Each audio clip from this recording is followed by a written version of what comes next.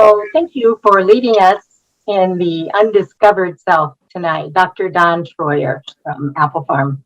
All right, thanks, Joanne. Well, The Undiscovered Self was published when Jung was 82 in the late 1950s. And it's one of his mature attempts to communicate his central tenets of his psychology to a more general world audience. And he started with the attempt to offer therapy to individuals as a psychology. But many people have commented that part of the effort that he made was to heal the church, heal his family experience of the church. His own father was a pastor and suffered from depression. And one of the motivations for Jung choosing psychology as his vocation was to heal his father, to understand his father's wound. And part of that involved his father's experience of the church. So he starts with the individual. He extends this to the church and, in a wider sense, religious and spiritual paths of all over the world. And finally here, he's trying to build a translation of his findings about the human condition and individuals to the problems of society and world society. So he's making a parallel between our individual situation and cultural and world situations. And he was motivated by the pervasive levels of unconsciousness he saw in the behavior of modern mass people, compounded by the rise of the dominance of science and technology, which was generating increasing levels of atheism and materialism. He was writing much before the unprecedented creation of the World Wide Web and the internet and cell phones, which also contribute in some ways to the diminution of humans' direct connection to nature, containment in family and religious traditions, and in their own instinctual roots. So modern people are finding themselves increasingly isolated in the limited world of the ego, subject to alienation, despair, and anxiety. And certainly the worldwide pandemic has accentuated this by exponential levels.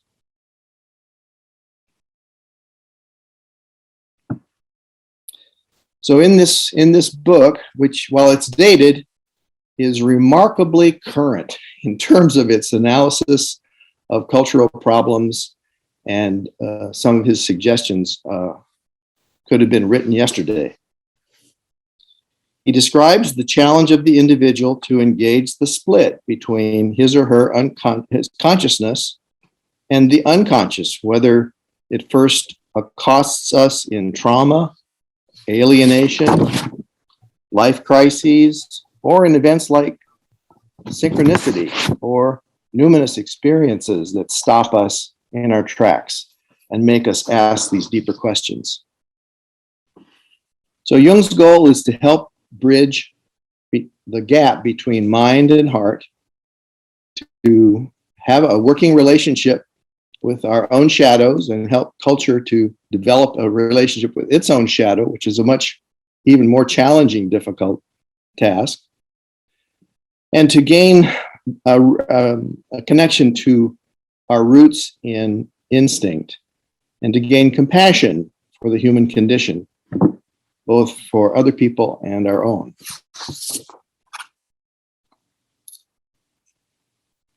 So the first section, he describes the plight of the individual in modern society. And he writes, and this is a quote, and this is from page 4, "Everywhere in the West, subversive minorities who, sheltered by our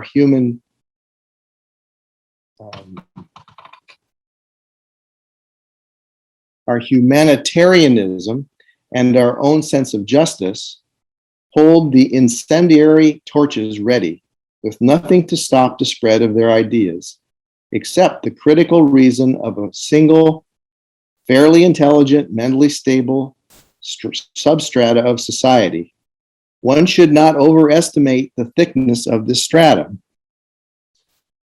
So in other words, he's saying as civilization gains a sense of humanitarianism and justice, it allows a minority of people who don't respect those values to light torches to attack them. And the smaller minority of people who've done some work and have a relationship to themselves based on an inner life, Jung says it's a smaller number, it's a minority, and we shouldn't overestimate the maturity of the human condition. So maybe we shouldn't be quite so surprised when these outbreaks of random violence or mindless terrorism happen. He's saying, I think these are the human condition, and we shouldn't underestimate how prevalent they are. And so he says that in this situation, there's a risk of collective possession. Well, what does that mean? One symbol for this that came up in our companions group last Saturday was that collective possession is like a tidal wave or a tsunami sweeping over a culture. And it engulfs everything, and a lot of people go under. They get taken over by this mass state of anxiety or fear or panic, and they just get pulled along by the currents of that. They lose the ability to have an individual response to a certain extent. So they're reacting out of primitive impulses, fight or flight or freeze. So here we see paranoid ideations, the hysterical conspiracy theories, whether it's about politics or the vaccines, and a predilection to see the source of our problems in its grievances and having an enemy. So all these things are symptoms of states of collective possession. And the parallel with individuals is individuals can get seized with states of possession where on a minor level, we've all had compulsions. You know, we find ourselves doing things that we kind of catch ourselves after a while and say, why did I do that? I knew that was a bad idea. But we find ourselves doing things in a compulsion way that is a lower level of consciousness. And so he's just expanding this to an understanding of why these things happen in wider culture. So Jung says here on page 6 that the lack of self-knowledge in culture is equal to the average person's lack of knowledge of the anatomy, physiology, and metabolism of the body. So just as most of us who haven't had medical training are relatively unfamiliar with some of these details, Jung says that's the average person. They don't know these fundamental structures of the psyche. And he makes the point that the psyche is not equal to our ego. For the average person, I think they would think, if you ask the man in the street what his psyche is, he would say, well, it's my consciousness. That's who I am. That's the ego.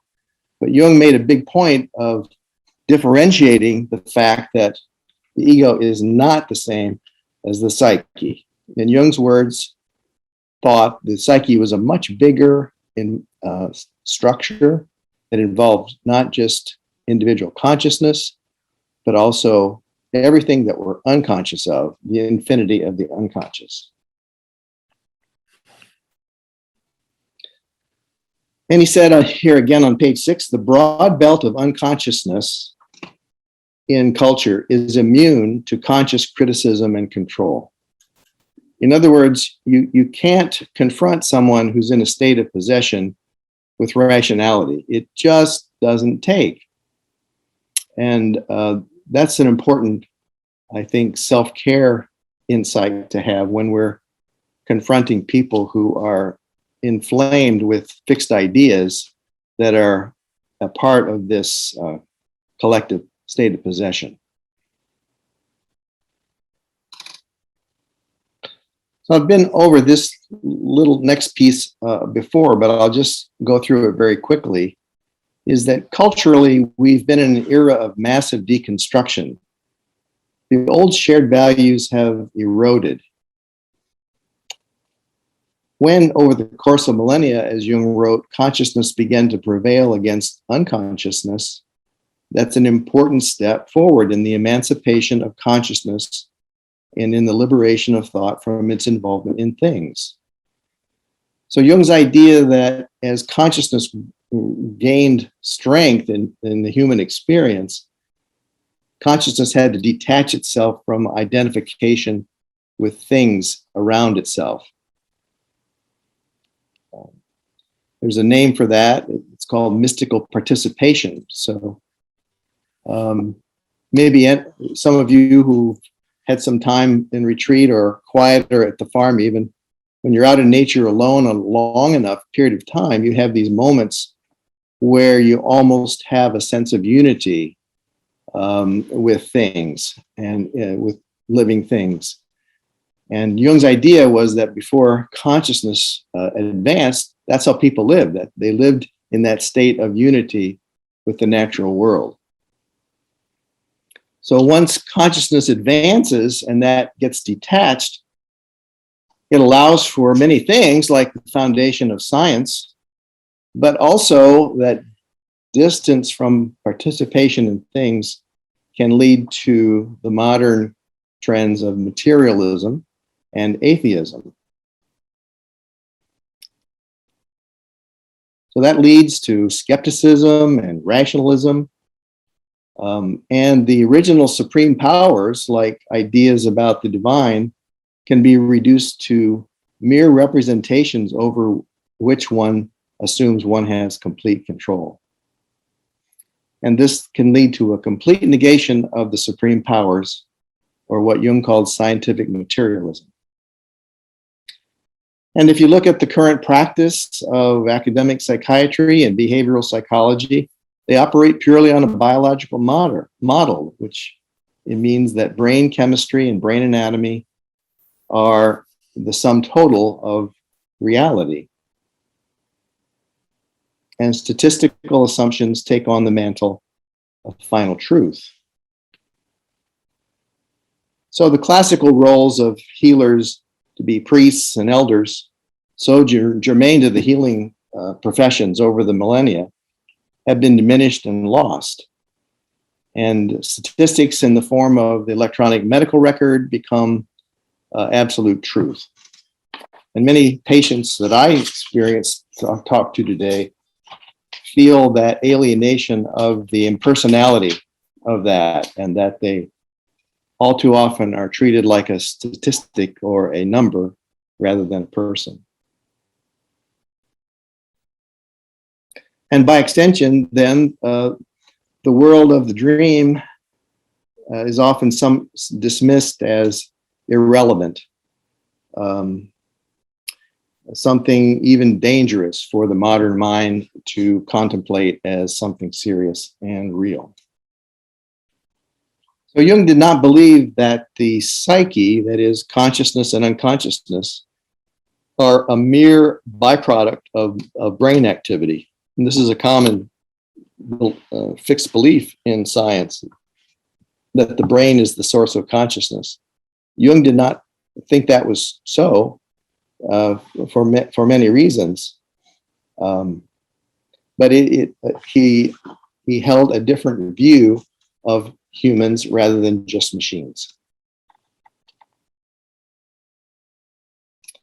So he wrote on page 47, science devalues individuality as egotistical obstinacy and subjectivism. And the church can often devalue individuality as egotistical obstinacy and heresy. That is, if an individual asserts their own experience vis-a-vis the church traditions and doctrines, they can be in a vulnerable position of being named heretics. And Jung felt that the psyche, that what he called this bigger thing of unconsciousness and consciousness, was co-equal with physical being. So you have physical being on one hand, and you have the psyche as a co-equal reality. So this is a good time, Don, there's a question in the chat. Okay. From Crystal. Where did Jung think the source of consciousness actually was? Well, that's a great question.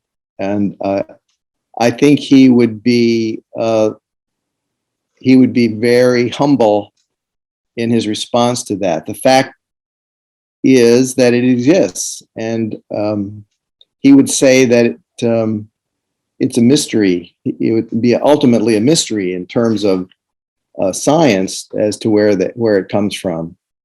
And he said he would often say he would leave that to the theologians to make speculations, because he was very keen to be seen as an authentic scientist looking at the actual facts of what it is to be a human being, and not make other speculations as much as possible about the source. So he found that in our psyche, many, if not all people, at some point have an experience of what he called the archetype of the self, which is this experience of or image of order and meaning. And he said that would be an image of the divine, but he didn't say it was the divine. He said that he couldn't know for sure where that came from, as a way of preserving his scientific intellectual integrity. So that's about as well as I can answer that question. Do you have a follow-up to that?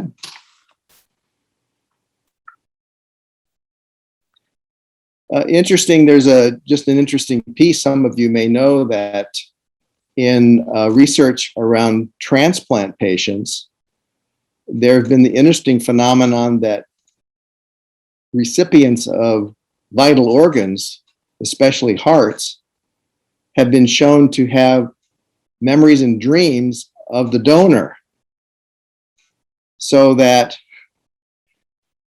even in heart tissue, there is some element of consciousness that retains memory of the original person. And, the modern scientific mind doesn't have any place for that. They don't understand how that could be, so they want to dismiss it. But the fact is pretty well established that in fact does happen.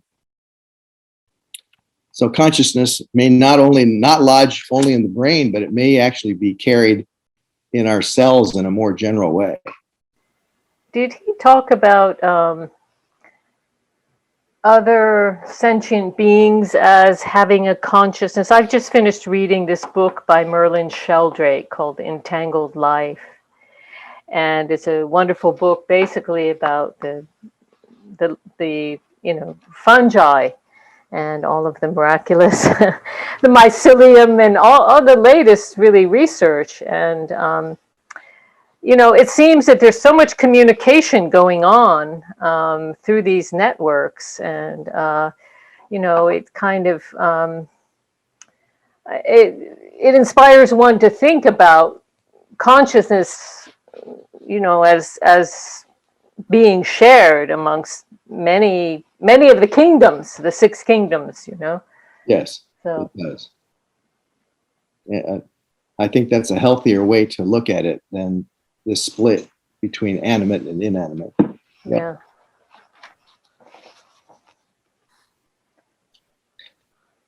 So Jung noted the enormous effort it usually costs people to respond to the first stirrings of individuality into consciousness. Because the natural path is the path of least resistance, and usually it takes some form of trauma or necessity to invite us to be more awake. Mhm.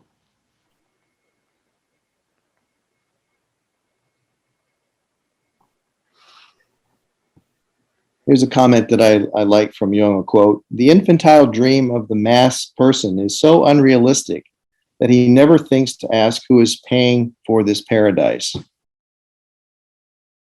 So, the average person who's going about his daily round doesn't think too much about some of the societal structures that are allowing for this, and that he just relies on and isn't conscious of. So when those are taken away, like when the electricity goes out, or there's an earthquake, or a wildfire, all of a sudden one becomes aware of one's dependence on these things, and engages some of that more primal affect that we're often protected from. He makes this comment on page 58: "The inner man remains unchanged, however much community he has." So Jung didn't believe that community was a solution for this problem. He felt that community could be helpful, but not a replacement for this necessary work of the individual.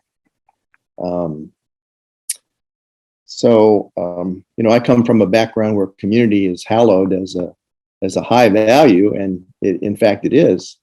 But Jung was the advocate for the value of individual consciousness and what the individual needs to take responsibility for.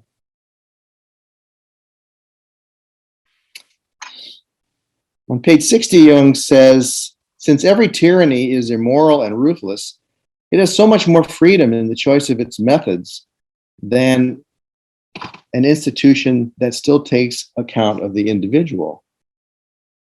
So if you think about it, mass societies that are run by tyrants and are not impeded by moral concerns have so much more power and freedom in what they choose to do in their methods than societies that do take account of the individual and his or her feelings and needs. If you wonder why evil expands and the good seems to get outnumbered, I think this is one of the reasons that tyranny is less moral and has then less restrictions on its choice of methods.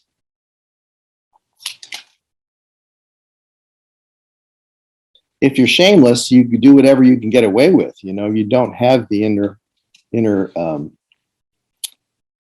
moral conscience to limit that.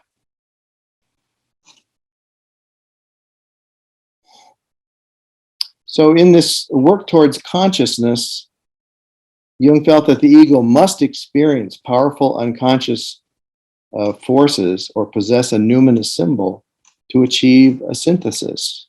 So the only thing powerful enough when we are dealing with major experiences of trauma or confrontation to our egos is that it requires an equally strong experience of a guiding symbol or companioning symbol, either encountered in our outer life or in dreams, that can provide a sufficient counterpoint to all of this negativity that the ego is confronted with, to build a sense of equality and dialogue.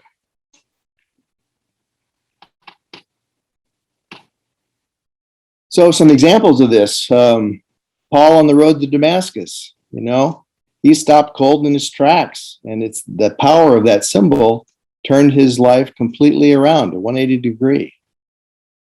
We think about Helen Luke back in the day, moving along in her life, and then she encounters Jung's book, Archetypes of the Collective Unconscious. She starts reading it. She can't stop. She reads it all night. And after that, she's a changed person, and she has to go to Zurich and meet Jung and work, and the die of her cast is changed forever. So maybe many of you can identify something parallel to that, some moment in your life, some event that stopped you in your tracks and changed the course of your life. So that's usually what it takes, something like that, to break through these old patterns of path of least resistance. Jung decried these patterns of modern life and worldwide life where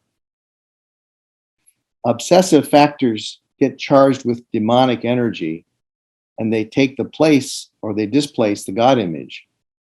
So things like advertising, money, the stock market, in the West, workaholism,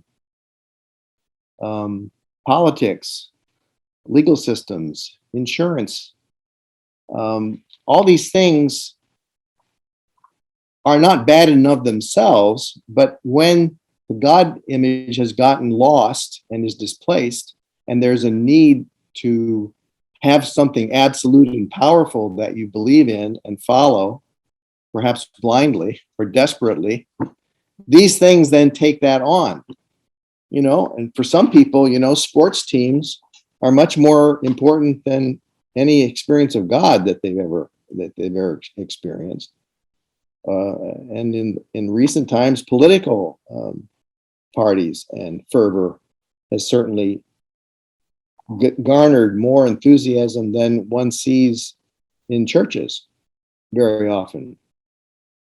So Jung names that as a result of these factors of culture where, while our consciousness has advanced and developed these scientific and rational strengths that has allowed modern technology and a host of other developments, which we all appreciate, one of the consequences of that is that we've gotten unrooted, in a sense, from our hearts and our instinct and our connection to the earth.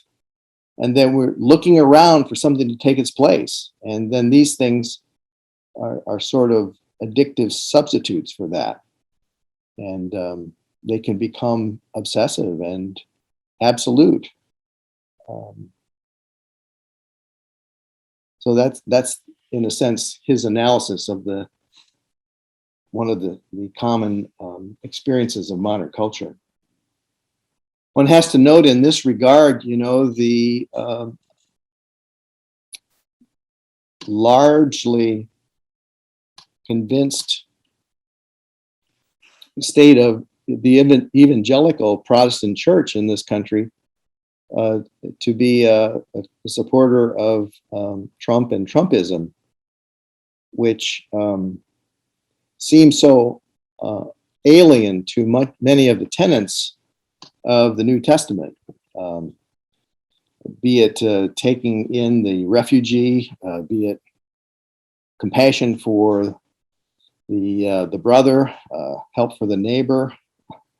You can go on and on, but that's I think an example of how certain obsessive forces have been mobilized to get fixated on a human figure in place of the place where the divine might have been before. Oh, Mary had a question.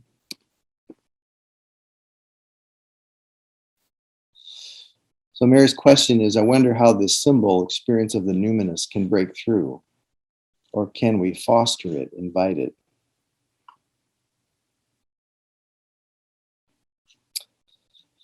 That's a good question.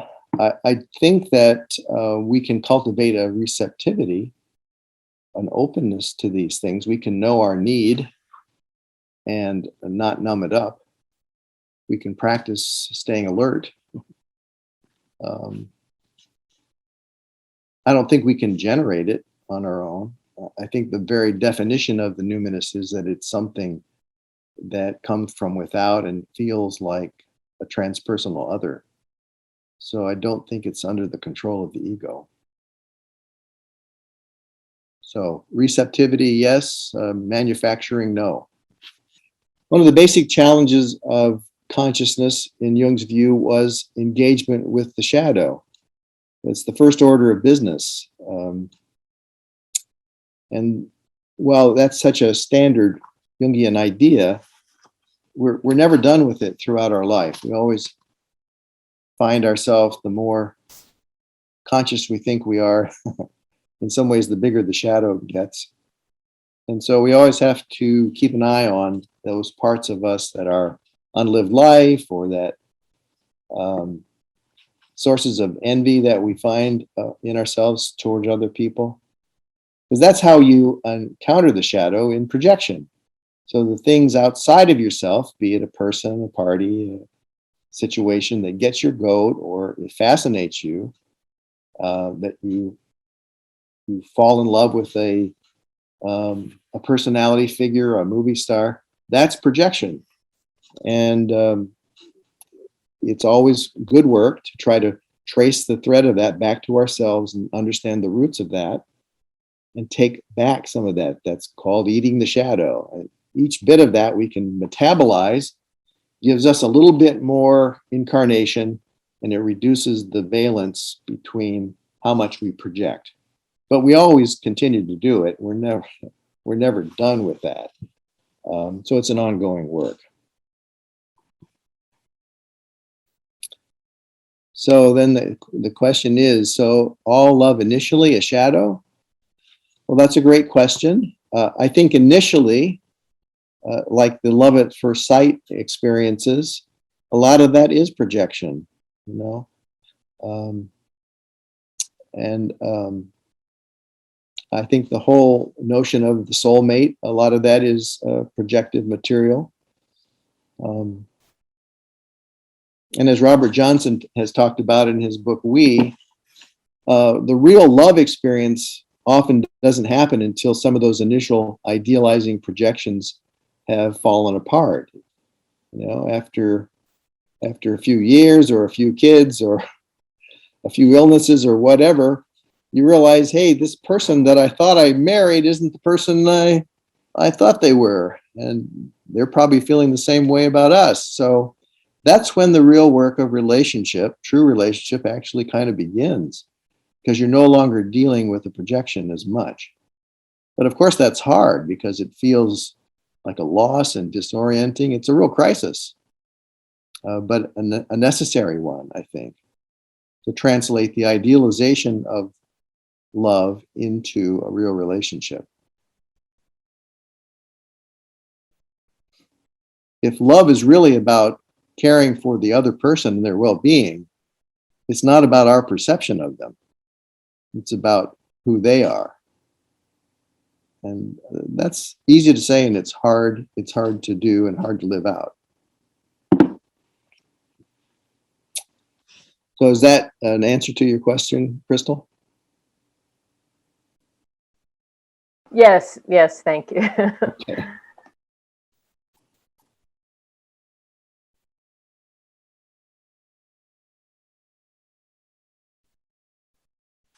I guess the one other thing I would add to that, though, is that in all projections, there is a personal hook in it. In other words, you don't have an idealizing projection to just anyone. There's something about that person that really is specific.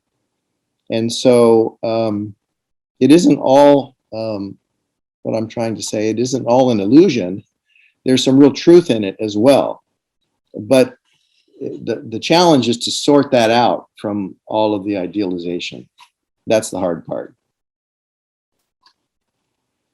Jung felt that it was imperative that we remold archetypal forms into ideas adequate to the challenge of the present. You know, this is the challenge of the individual. We all have our building blocks of our psyche, which Jung called complexes, which are accumulations of our experience and feelings and images that we've accumulated in a lifetime. But underneath that is a core structure which he called archetype, which is this potential for that experience. And he felt that it's so important that each of us do the work of translating and metabolizing these bigger archetypal energies into manageable human lived life.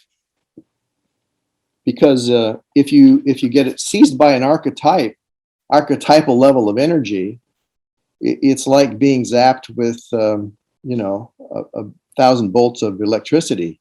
You're zapped and off you go. You may not recover from that. But if you can translate it into livable energy and make it manageable for yourself, you've gained substance, you've gained mass, you've gained depth, you've gained authenticity. So could you give an example of getting zapped by archetypal energy that you might not survive? Well, the first example that comes to me is the middle-aged politician who's always lived an outer life and tried to be the most popular, successful person, but has lived pretty shallowly in terms of his emotions, who meets a young woman in the bar and falls in love madly and runs off with her to Mexico to get married, leaving everything behind. It's like when you're seized by that kind of emotion, it can take precedence and uproot you from everything else that you've devoted yourself to. If you don't have the substance and the connection to emotion and your heart to go with it, you get seized and taken away. That may not be the best example, but I think it's a common one. Another common example is the television preacher, the popular television preacher who gets caught in embezzlement scandals. It's like he preaches this idealized notion of morality, and yet hasn't done any work with his shadow, so his own capacities to have no relation to greed and avarice and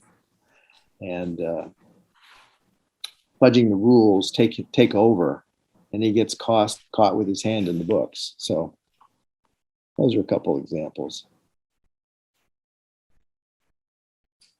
I was thinking, for the woman's point of view, the empty nest syndrome always creates the possibility of just some deeply disturbing confrontation with herself. Good. That's a good point. Any particular patterns you're thinking of, Martha? Well, In that regard, in that crisis? Looking to maybe reinstate her attractiveness or get involved deeply in another relationship, maybe with a much younger man. Sure. Or becoming a recluse. Yeah. Or becoming a true believer in some political movement. Yes. Yeah. Yeah.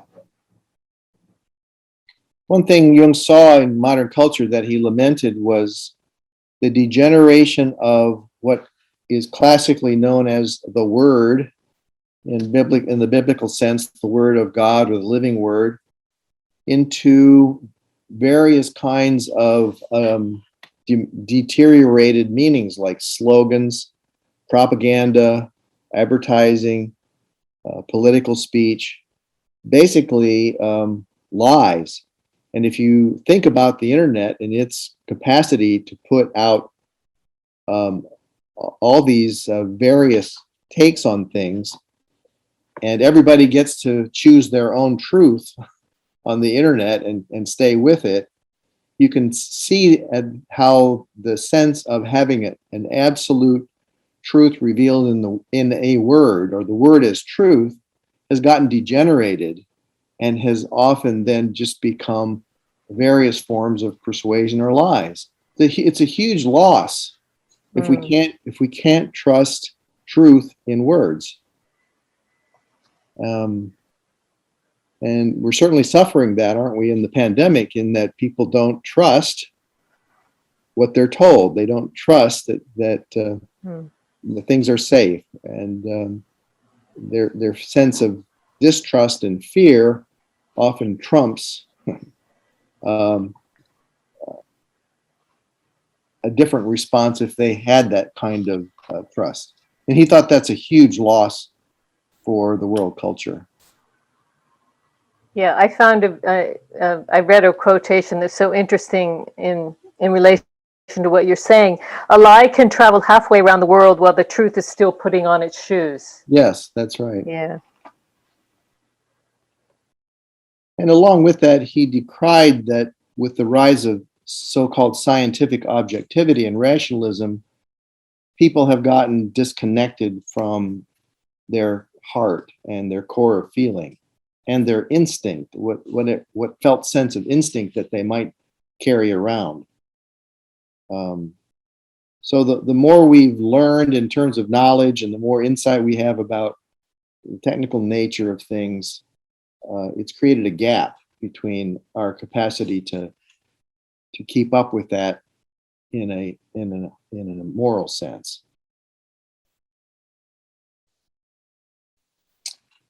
And many times these values of instinct are hid in the shadow. The shadow energies are lurking to try to pull us back into a healthier relationship to instinct and often trip us up to get our attention. Jung says in page 84, we imagine ourselves innocuous, reasonable, and humane, much more than we actually are. And all of this kind of creates what he calls the forlornness of consciousness in the world, because it's due primarily to this loss of instinct, the sense of alienation, not just from the earth, but from our own felt sense of a rootedness. So if you would name the one problem that besets the people that come to our consulting rooms these days, it would be this sense of alienation, the sense of needing to reconnect to something much more rooted and grounded within themselves. And they don't know where to start. They don't know how to get it. Usually it's been covered up the layer of various addictive thoughts and behaviors that have to be worked through first before one can get down to what the root actually is saying. Oh, okay. Thank you. Could you speak a little bit about dogma as it relates to what you're speaking about? People feeling alienated, lost, Yeah. and somehow get connected with a dogmatic belief. Can you comment on that? Well, sure. Thank you. I think the classical sense of dogma is the kind of gathered sense of doctrine in particular tradition. These are the truths that we hold evident. This is the truth as we know it in our tradition. But if that tradition, be it in its forms or practice or community, has eroded such that people have dropped out and are no longer assenting to that, then there's a gap in dogma. They don't have a sense of the truth. And people really need a certain orienting sense of something to believe in.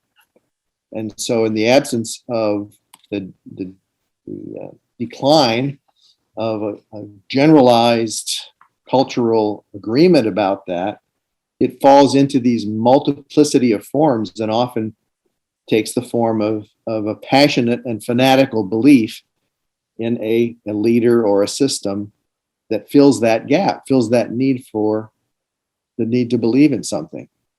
And the problem is that that belief is often very limited and run by people who are driven by power motives, not altruistic motives or what's good for the community. So the need to believe in something can take the place of a belief, a prior belief in God or religion. A belief in something or whatever is one thing. Yeah. But wanting everybody on the planet to believe that way, and if they don't, you want to annihilate them.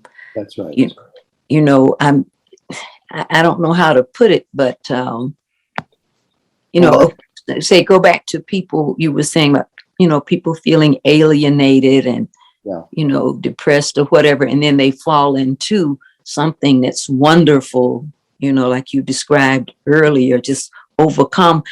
But it's not good enough just for them and their few people. They want to impose it on the whole world, and anybody that doesn't, any group doesn't want to fit into it, they want to do away with you. It becomes an absolute, and then they want to project the shadow on anybody who doesn't agree with them. You're right. It's a huge problem.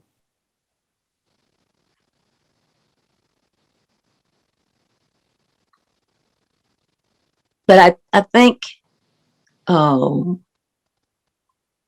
if we could recognize the projection, what we projected out there, sometimes we can't see what's going on in us other than seeing it in somebody we love or somebody we hate or somebody we really admire or somebody we can't stand. But if we could recognize that strong feeling towards that person and see that that's me and I need to pull it back, that's right, accept it and deal with it, within myself. But I think for the most part, we get stuck out there, can't see it out there. If I can't stand you, I can't hate you. I hate you and I want to do away with you.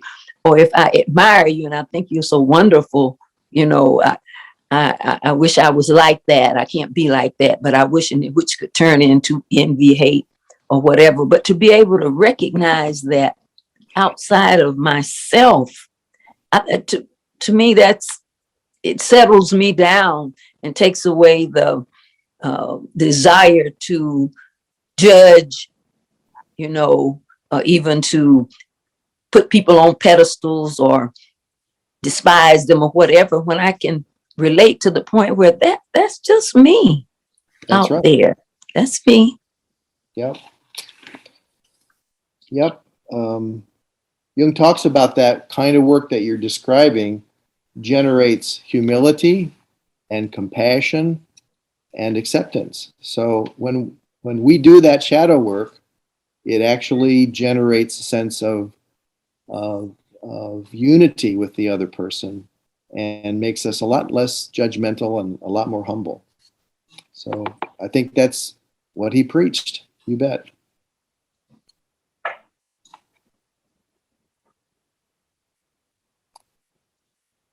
Yeah, here it is. On page 104, he says, recognition of the shadow leads to modesty, empathy, and compassion. That's the quote.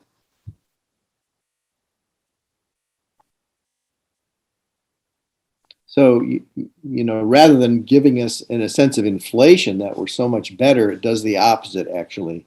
It actually makes us more humane.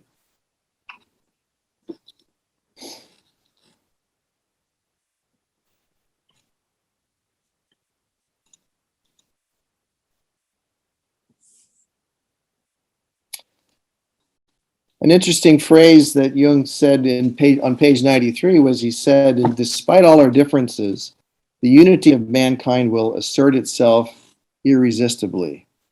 Now, what does he mean by that? We see so much disunity. But I think that the natural course of events would likely naturally lead to a disaster, either natural or of human making.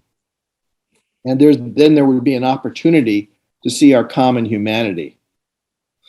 An example of this is the science fiction movies about alien invasions.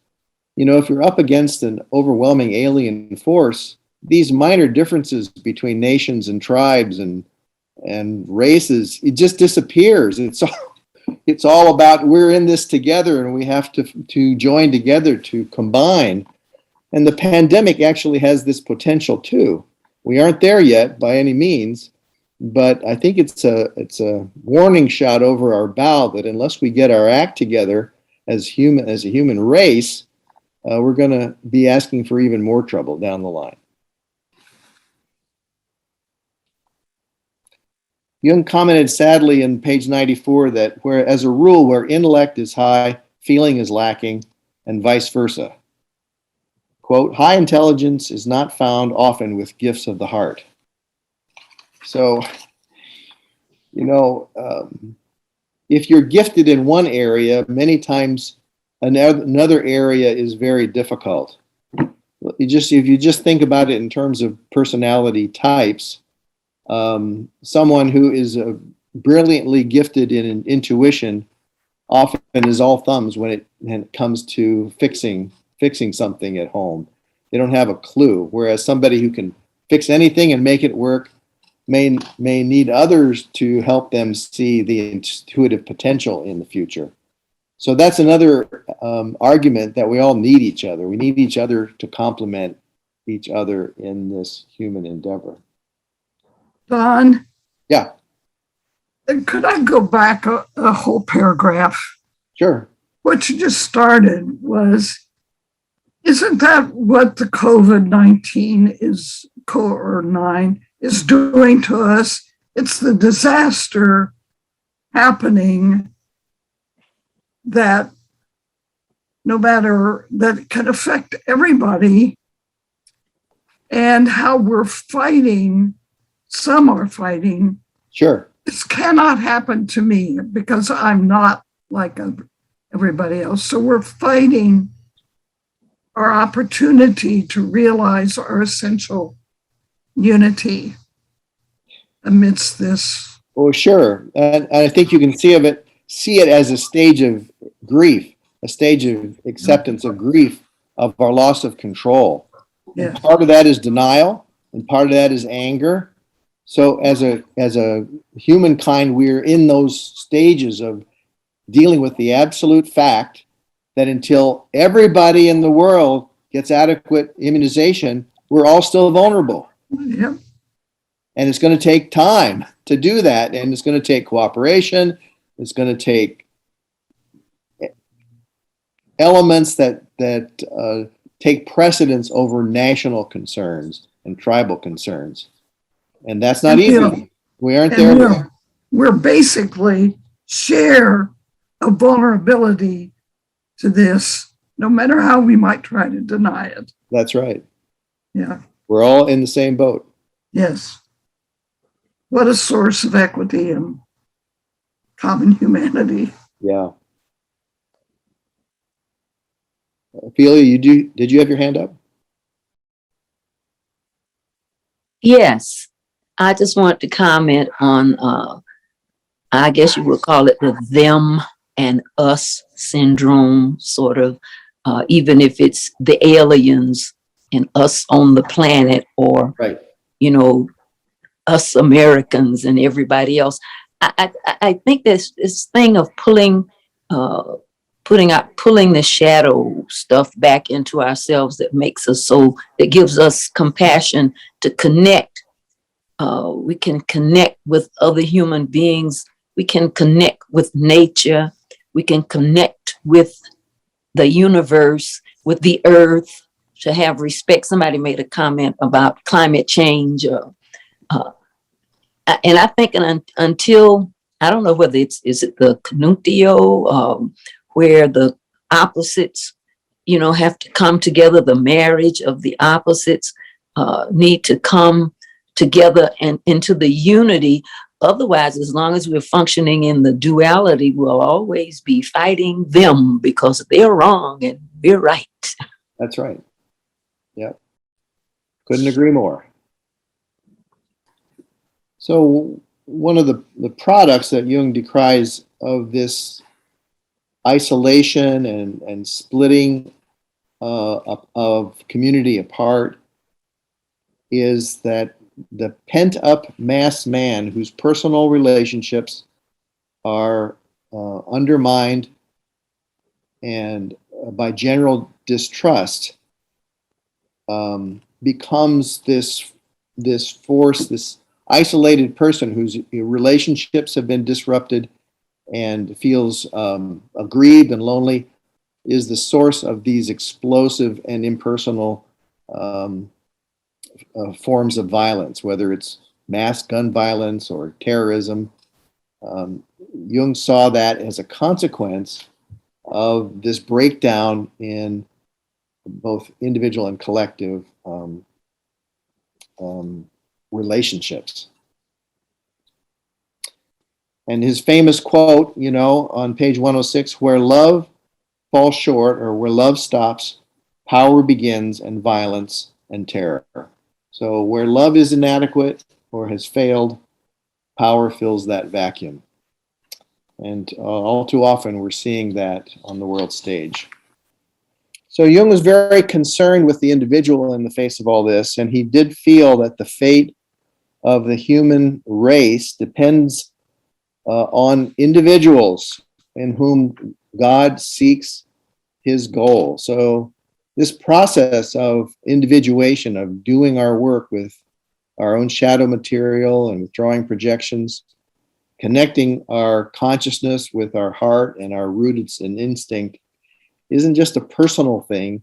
It also has an effect on the culture, and he would even say, I think, on nature itself, and is a healing effort that is a gift to the wider whole. So it's vitally important, and that was the source of the passion that I think Jung wrote this. He was trying to appeal to the modern mind to say, this is not an isolated individual personal thing that I'm doing over here. I'm trying to save humanity from itself. And it's urgent, and we need to do what we can to call attention to it. So this was Jung's attempt to raise the cry of attention to these realities. And I think it's a very important rallying cry. I think doing our individual work and work at the farm can feel sometimes marginal and isolated and lonely, perhaps. We only maybe interact with relatively few people. We aren't a big movement, that's out there carrying placards or and so forth. But I think that Jung has believed, and I think we all should know, that our individual contributions do make a difference, and maybe inestimable difference, more than we can know. So I think on that, I will stop and ask for any other either questions about what we've talked about or any other things from the reading that we haven't. There's a lot in there that we haven't touched on that you may want to bring up.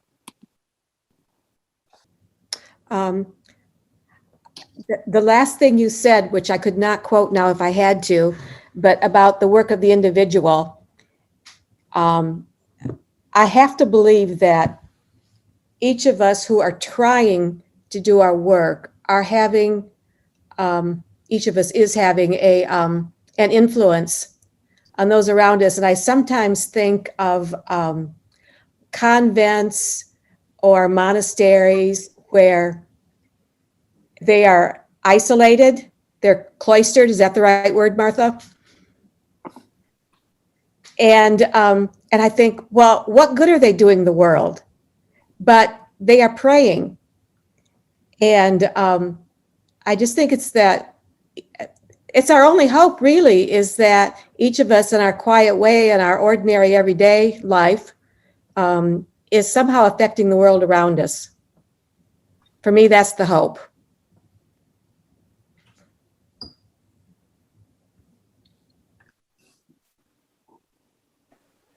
In Thomas Merton's writings, he long sought for a hermitage apart from the group community life, and he finally got it after many years of fighting with his abbot. But he commented in some of his writings that while he was living as a hermit and alone most of the time, he felt ever more connected to the human plight and experience, more so than he did when he was, in the midst of community. So I think there is something about the calling to solitude that in some ways does allow us a deeper connection to the wider human community.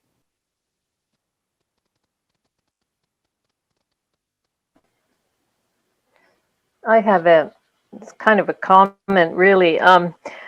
So I live in central Massachusetts, and I've noticed this past year a phenomenon that I think is pretty incredible. And that is, at first I thought it was associated with Halloween. There were these very large figures of Bigfoot. They were silhouettes. They were about 6 feet tall. So I thought, oh, it's Halloween, okay, and they're going to come down. But they never came down. And so I started to get more curious, because many people have them, that this is a kind of collective symbol coming up now. I'm not sure how to interpret it, but it's obviously people reaching for some kind of pure, kind of pre-human being that they want to believe in because they can't believe in anything else. I suppose. Now I'm venturing out there, but I wonder if in the various places where people here, on this webinar live, if you've also seen these silhouettes of Bigfoot, or whether this is just a local phenomenon where I live. But Well, I haven't seen silhouettes of Bigfoot, but figures like Bigfoot, gorilla men, or Bigfoot-like creatures do appear regularly in people's dreams. And I think they usually represent a symbol of this unintegrated, instinctual part of the person that has gotten estranged and is not being allowed. There's no relationship there. And there's a relationship that's being invited to connect to that piece of the disowned instinct. Yeah. And I think you're right about the Bigfoot representing the wild man, the connection to the earth and nature that's been so lost in so much of modern culture. Yeah.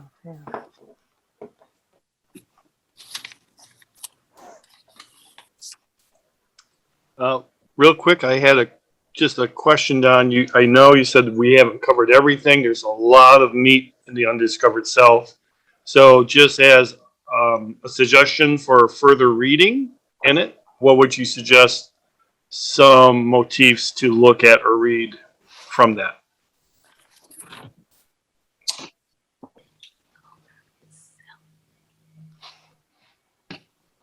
I have a question. Don, what edition are you using? Oh, well, let's see. What edition is this?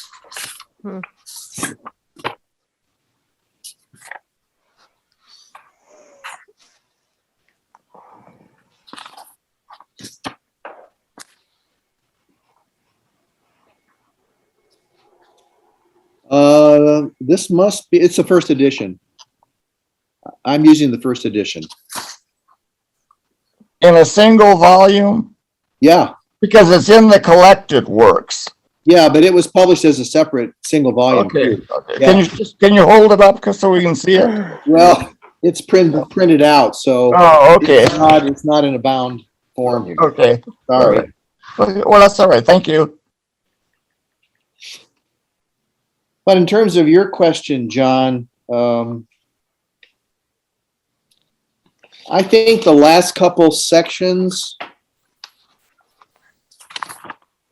self-knowledge and the meaning of self-knowledge, beginning in page 89 to the end, those would be really, we didn't touch on those very much, and I think those would be really good.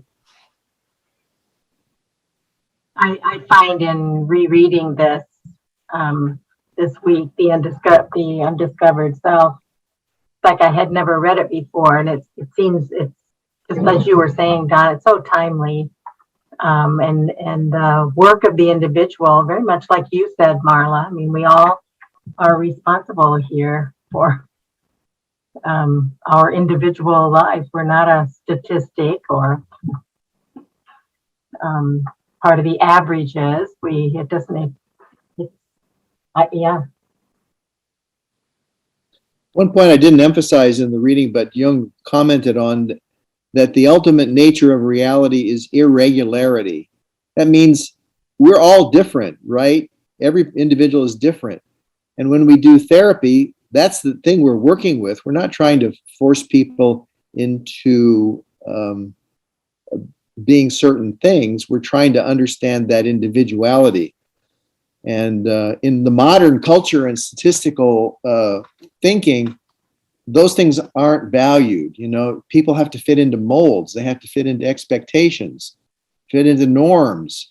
And in this world of Jungian work, it's the irregularity and the individuality that is the crucial thing. That each person has an individual expression that is a valuable contribution. So understanding their quirks and their differences is the whole game, not how they should conform to some expectation outside themselves.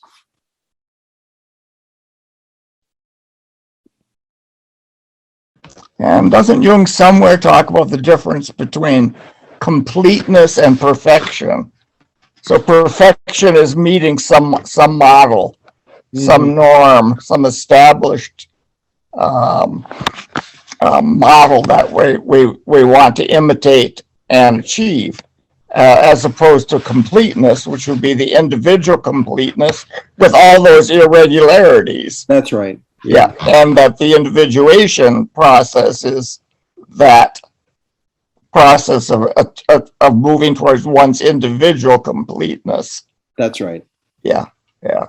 And I find that's a very helpful distinction. Indeed. I was struck in chapter 4, just a quick comment. He was talking about the sort of the microcosm of the individual and said something, I don't have the quote right with me, but how the multitudes of the psyche also seek their leader. And something about that just like clicked for me. It's like, oh yeah, that another layer of projection, that way that I'm sort of wanting the masses to find a better leader. It's in a way kind of a projection of my own multitude inside that's, you know, seeking that wise leader rather than congregating around the neuroses or the ego or the power drive. Mm-hmm. I was just struck by that. Maybe that's fairly honest. Something clicked there. Yeah, individuation is really a displacement of the ego from its place of centrality and a reassigning of that place to what Jung called the archetype of the self. And so often in culture that gets displaced on a public figure to the cost to the individual. You know, one doesn't have to do one's individual thinking and moral choices if you just follow the tenets of something outside of you.